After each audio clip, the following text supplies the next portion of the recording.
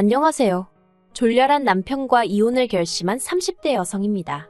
너무 열받아서 어디서부터 어떻게 써야 할지도 모르겠는데 솔직히 돈이 많다는 소리나 들었지. 저는 딱히 득본 것도 없거든요. 그런데 저더러 재산 물려받을 거면 자기 식구들한테 납작 엎드려서 살라는 식으로 나오는 거예요. 어이가 없어서 나 그 정도로 궁하지 않다고 됐다고 너 없이도 잘 살 수 있다고 남편 차버리려고요. 남편과는 결혼정보회사를 통해서 만났습니다. 당시 제 나이는 32로 결혼시장에서 그렇게 많은 편은 아니었지만 만남과 헤어짐을 반복하는 지인들을 보고 있자니 시간 낭비도 저런 시간 낭비가 있나 싶대요. 그렇다고 제가 결혼 생각이 없던 것은 아니었기에 지인의 추천으로 결혼정보회사에 등록을 했습니다. 그리고 그쪽에서 여러 남자를 소개해줬는데 생각처럼 쉽게 인연이 닿지는 않더라고요. 그러다 정말 마지막이다 하고 나간 자리에서 만난 사람이 이번에 이혼을 하게 된 남편이었네요. 아무래도 결혼정보회사를 중간에 끼고 한 만남이다 보니 남편의 조건에 대해선 이미 어느 정도 들은 바가 있었어요. 만남을 주선한 플래너 말로는 남편 자체는 중견기업에 다니는 평범한 회사원이지만 그 어머니가 어마어마한 현찰부자라는 거예요. 그런데 그에 비하면 저희 친정은 평범한 수준이었습니다. 부모님 두 분의 노후 준비가 되어 있으셨고 저 하나 시집 보낼 정도의 경제적 여유는 있으셨지만 현찰로 10억이니 20억이니 쌓아놓고 사는 건 아니었거든요. 그래서 처음엔 좀 부담스럽기도 했고 괜히 주눅이 들어서 나가도 되나 싶었는데 플래너가 제 사진을 남자 쪽에 보여줬더니 너무 만나고 싶어 하더랍니다. 자기가 이미 제 조건도 다 얘기해뒀다면서요. 그래서 그래 한 번 만난다고 무조건 결혼해야 하는 것도 아닌데 만나기나 해보자 하고 나가게 되었죠. 그런데 약속 장소에 나온 남편은 제 예상과는 많이 달랐습니다. 명품을 입고 나온 것도 아니었고 근사한 외제차를 끌고 나온 것도 아니었어요. 그냥 전반적으로 평범하고 소탈해 보였달까요? 그리고 저는 어리석게도 진짜 부자들은 겉으로 티를 안 낸다더니 정말 그렇구나 하고 생각을 했어요. 에휴, 이렇게 적다 보니 제가 정말 제 발등을 찍었네요. 사귄 지 6개월 만에 남편이 먼저 결혼하자며 프로포즈를 해왔습니다. 그리고 사실 데이트를 하는 동안에는 남편이 정말 부자인가 싶을 정도로 씀씀이가 크지 않았거든요. 데이트 비용도 6대 4 정도로 부담했을 정도니까요. 그런데 결혼 이야기가 오가자 시댁에서 먼저 경기도에 집을 해주겠다는 거예요. 뜻밖의 제안에 놀랐지만 솔직히 싫지는 않았습니다. 그런데 친정아버지께서 대번에 그건 아닌 것 같다며 집값이 얼마건 간에 우리도 반은 보태겠다고 전화하시대요. 덧붙이시기를 여자도 어느 정도는 해가야 제 목소리를 내고 살 수 있다면서요. 그런데 시댁에서는 집값에 보탤 돈이 있으면 차라리 예단을 해오라며 현찰 1억을 요구했습니다. 그리고 거기서 저나 저희 친정부모님이나 1차로 마음이 상했죠. 솔직히 저도 결혼을 앞두고 이런 생각을 했다는 게 남사스럽긴 한데 예단이란 건 이혼이라도 하게 되면 제가 돌려받을 수 있는 게 아니잖아요. 하지만 아파트에 제 돈을 넣어두면 제 지분이 어느 정도 생기는 거니까 만일에 상황이 벌어져도 제가 제 권리를 주장할 수 있고요. 그래서 남편에게 예단으로 1억은 못 해가지만 어머님 가방 정도는 해드리겠다 했어요. 그랬더니 이제 시댁 쪽에서 난리가 난 거예요. 집을 사주겠다는데 어떻게 맨몸으로 올 생각을 하느냐고요. 그래서 이때 저랑 친정부모님이랑 2차로 또다시 마음이 상했네요.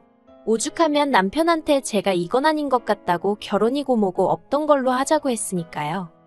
그런데 그 일이 있고 며칠 뒤 남편이 저희 회사 앞으로 찾아왔어요. 그리고는 무조건 자기가 다 잘못했다며 싹싹 비는 게 아니겠어요. 그리고 그런 이야기가 나오게 된 게 전부 신우들 때문이랍니다.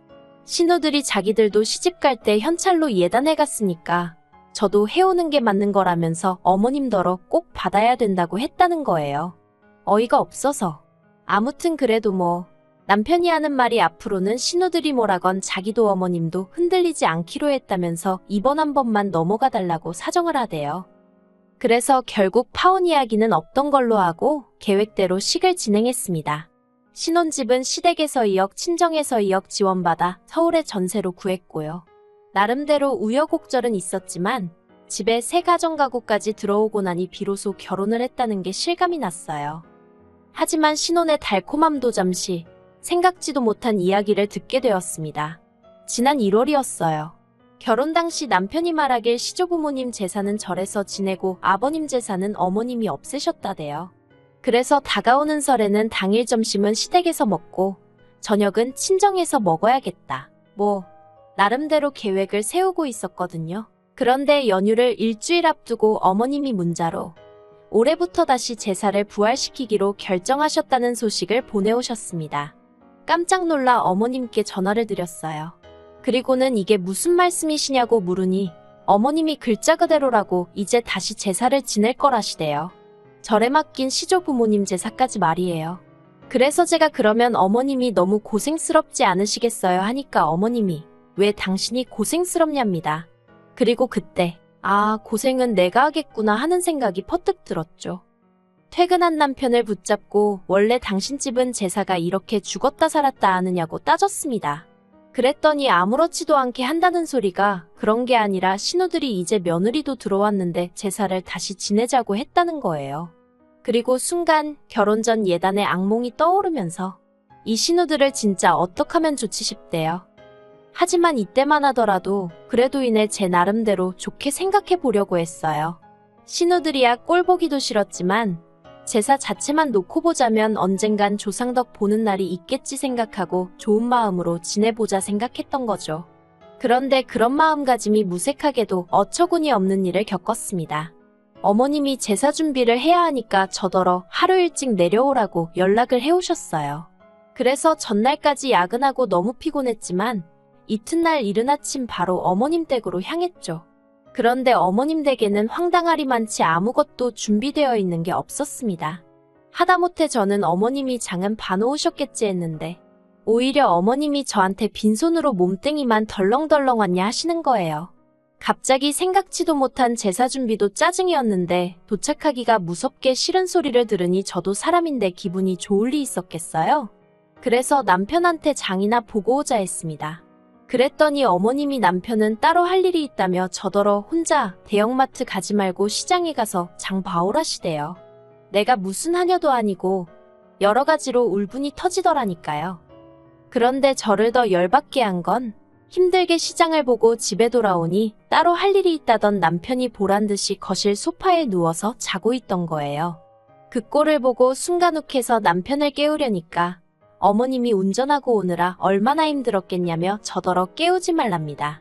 그리고는 저더러 저는 당신과 따로 할 일이 있다며 따라오라더니 부엌으로 향하시대요. 그리고 그때부터 어머님이 시키는 온갖 제사 음식을 만들어야만 했습니다. 솔직히 그동안 저 먹을 간단한 음식 정도나 해봤지 전이고 나물이고 해본 적도 없었는데 말이에요. 그리고 명절 당일날 어머님과 남편이 제사를 지낸다고 설치는 동안 저는 결국 몸살이 나서 쓰러지고 말았습니다. 그런데 어머님은 괜찮냐고 한번 묻지도 않으시고 오히려 저더러 도움이 안 된다면서 면박만 주시대요. 제사상에 올라간 음식 중 제 손을 안 거친 음식은 하나도 없었는데 말이죠. 정말 너무 서러워서 결국 어머님 눈을 피해 남편한테 친정엔 언제 가냐고 물었어요. 그랬더니 남편이 신우들이 온다고 했다며 신우들은 보고 가야 된다는데 아니 내가 이렇게 아프다는데 무슨 신우들까지 보고 가라는 건지 진짜 열불이 나더라고요. 그래서 남편더러 그러면 당신은 여기 있다가 신우들 보고 오라고 나는 먼저 친정에 가겠다고 했습니다. 그랬더니 남편이 저더러 그렇게 먼저 가버리면 신우들이 좋다고 하겠냐는 거예요. 그러면서 신우들하고 좀 친해지려면 언니하고 살갑게 달라붙고 아양도 떨고 해야 할 거 아니냐고요. 어이가 없어서 뭘 그렇게까지 하라는 거냐고 짜증을 냈어요. 그리고는 신우들이 날 어떻게 생각하건 간에 난 지금 정신이 하나도 없으니 그냥 친정에 가야겠다고 했습니다. 그리고는 바로 콜택시 불렀죠. 그리고 그날 일로 결국 남편 말에 의하면 제가 제대로 신우들 눈밖에 났다고 하대요. 그러면서 신우들하고 사이 틀어져서 저한테 좋을 게 뭐가 있겠냐며 제발 잘 좀 해보라는 거예요. 신우들은 나한테 잘하는 게 쥐뿔도 없는데 왜 나만 맨날 신우들 기분을 살피라는 건지 너무 짜증이 났어요. 그래서 남편더러 세상에 어떤 인간관계가 한 사람만 잘하게 되어 있냐고 따졌습니다. 나는 신우들이 좋아서 아무 말도 안 하고 있는 줄 아냐고. 당신 누나들도 나한테 벌써 투아웃 쓰리아웃이지만 그냥 내가 참는 거라고요. 그랬더니 남편이 신우들이 저한테 잘 보여서 덕볼 게 뭐가 있냐입니다. 신우들이 저한테 아쉬울 게 뭐가 있겠냐고요. 어이가 없었죠. 그런 논리라면 저도 신우들한테 아쉬운 게 하나도 없었으니까요. 그러다 결국 기어이 사단이 나고 말았습니다. 엊그제가 아버님 제사였는데 어머님께서 저더러 이번 아버님 제사 때는 신우네 내외뿐만 아니라 시조카들도 온다며 저더러 음식을 넉넉히 하라시대요. 그리고 제 기억 속 시조카들은 애들이 어리긴 했어도 먹성이 웬만한 성인 뺨치는 수준이었거든요. 게다가 둘째 신우는 입이 어찌나 까탈스러운지 저희 결혼할 때도 예식장 음식을 먹으면서도 이건 짜고 저건 달고 어쩌고 저쩌고 오죽하면 그 좋은 날 너는 집에 가서 해먹어 그 소리가 목구멍 밖으로 나오려고 하더라니까요. 아무튼 그런 시조카들 먹일 음식까지 하라니까 너무 열받더라고요. 제가 먹을 음식도 아니고 저희 부모님이 드실 것도 아니고 그렇다고 저희 조상을 모시는 것도 아닌데 내 허리만 죽어나겠구나 싶은 게 속 터지대요. 어머님은 사람들 많으면 정신없으니 저희 집에서 명절 음식을 해오라셨지만 저도 저희 집에 기름 냄새 배는 거 싫고 그래서 그냥 장 본 거 다 챙겨서 시댁으로 내려갔어요. 그리고는 신우들도 오면 일 좀 나눠서 하자고 얘기 좀 해볼 생각이었죠. 아니 그런데 이 인간들이 명절 당일 점심시간도 한참 지나서야 하나씩 얼굴을 들이밀대요. 그리고 이로 인해 저도 친정에 가는 시간이 하염없이 늦어졌습니다. 원래는 점심때 온다고 해서 얼굴만 보고 얼른 친정에 갈 생각이었으니까요. 그런데 더 황당한 건 점심시간도 다 지나서 와서는 한다는 소리가 점심을 안 먹고 왔다는 거예요. 그러면서 신우들이고 어머님이고 할 것 없이 저더러 밥 좀 차려달라는데 아니 지 자식들 하나씩 옆구리에 딱 끼고 앉아서는 넋놓고 저만 보고 있는 게 어처구니가 없대요. 그래서 제가 갑자기 배가 아프다며 화장실에 숨어버렸어요. 그리고는 10분이고 15분이고 안 나가고 버텼죠. 그러다 한참 만에 나오니 그새 얼마나 먹었는지 설거지가 산더미만큼 쌓여 있었습니다. 그리고 어머님이 저를 보시더니 너는 밥도 안 차렸으니 설거지라도 하라는 거예요. 황당해서 밥도 안 먹은 사람이 왜 설거지를 하냐고 되물었어요. 신우들이 애들도 아닌데 먹은 사람이 치우는 건 상식 아니냐고요.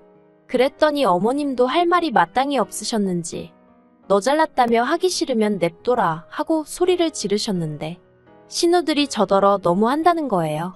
늙은 시어머니한테 일하라고 하는 며느리가 세상 천지에 어딨냐며 우리 엄마 불쌍하다고 그러니까 며느리 드릴 때 너무 경솔했어 하는데 누가 할 소리를 하나 싶대요. 그래서 저도 저야말로 언니들 같은 신우들인 줄 알았으면 결혼하는 거 다시 생각해 봤을 텐데 정말 경솔했던 것 같다고 후회된다 해버렸습니다. 그리고는 다음 제사 때부턴 음식 안 하겠다고 며느리 잘못 봤다 후회된다 하시는데 기분 나빠서 못하겠다 했죠. 그랬더니 큰 신우가 저더러 싸가지가 있네 없네 하더니 저희 집에서 그러라고 배웠냐입니다. 그리고 그때 지가 뭔데 가정교육을 운운하나 싶은 게 순간 화가 나더라고요. 그래서 제가 신우더러 너는 그러라고 어머님한테 배웠냐고 너나 할 도리 잘하라고 했어요. 그리고는 지 아버지 제삿날 와서는 하는 일이라곤 밥 처먹고 사람 갈구는 거밖에 없냐 했더니 신우가 저더러 미친 엑스 아니냐며 욕을 하고는 저더러 당장 꺼지라나요. 그래서 가지 말래도 갈 거라고 저도 똑같이 소리 지르고 신우 신발 발로 걷어차고 나와버렸어요. 집으로 돌아오는 차 안에서 남편이 꼭 그렇게까지 했어야 하냐면서 이제 신우들하고 틀어졌으니 어쩌면 좋냐입니다. 그래서 제가 남편더러 아까 어머님이랑 신우들이 나한테 하는 거 못 봤냐니까 남편이 한다는 말이 원래 있는 집에 시집 오면 그 정도는 다 겪는 거라나요? 그리고 그 이야기를 들으니 저도 모르게 웃음이 났어요. 있는 집이란 소리에 결혼할 때 혹하지 않았다면 거짓말이지만 살면서 막말로 현찰부자고 뭐고 전혀 실감을 못했거든요. 허구한 날 땅이 얼마가 있는데 그게 얼마짜리네. 천년만년 돼 보이는 낡아빠진 옷으로 이게 그 당시에 얼마를 주고 산 옷이네. 그래서 제가 남편더러 당신이 정말 돈이 많은지 어쩐지 내가 알게 뭐냐고 해버렸어요. 막말로 내 마음대로 쓸 수 있는 돈이냐곤 돈 100만 원도 없는데 있는 집 며느리 같은 소리 한다고. 그리고 나도 시집 올 때 당신만큼 해왔다고 쏘아붙였죠. 그랬더니 남편이 말 그렇게 하지 말라면서 자꾸 그러면 나중에 재산 물려받을 때 저는 하나도 못 주게 할 거래요. 황당해서 어차피 어머님 재산이 당신한테 나가지 나한테 오는 줄 아냐고 협박할 걸 협박하라 했습니다. 그리고 나도 친정 부모님 재산 받으면 내 한 몸 건사하고 사는 데는 아무 지장 없으니 걱정 말라고요. 그리고 이튿날 날이 밝기가 무섭게 저는 제 짐 챙겨서 친정으로 향했습니다. 밤새 내내 생각해봤지만 벌써부터 돈 몇 푼 가지고 생색내는 인간하고는 도저히 못 살겠더라고요. 줏대 없는 어머님도 버겁고 개념 없는 신우들 상대하기도 짜증나는 판국에 남편 하나라도 멀쩡하면 그럭저럭 살 텐데 그마저도 안 되니? 하다못해 제가 무슨 재벌가 며느리나 되면 모를까 돈 몇 푼도 못 쓰고 벌벌 떠는 주제에 유세나 부리는 집구석에서 제가 뭐 한다고 버티고 있나 싶어서요. 그래서 이혼하기로 마음먹었습니다. 남편은 또다시 저를 잡겠지만 이제는 전처럼 흔들리는 일은 없을 거예요.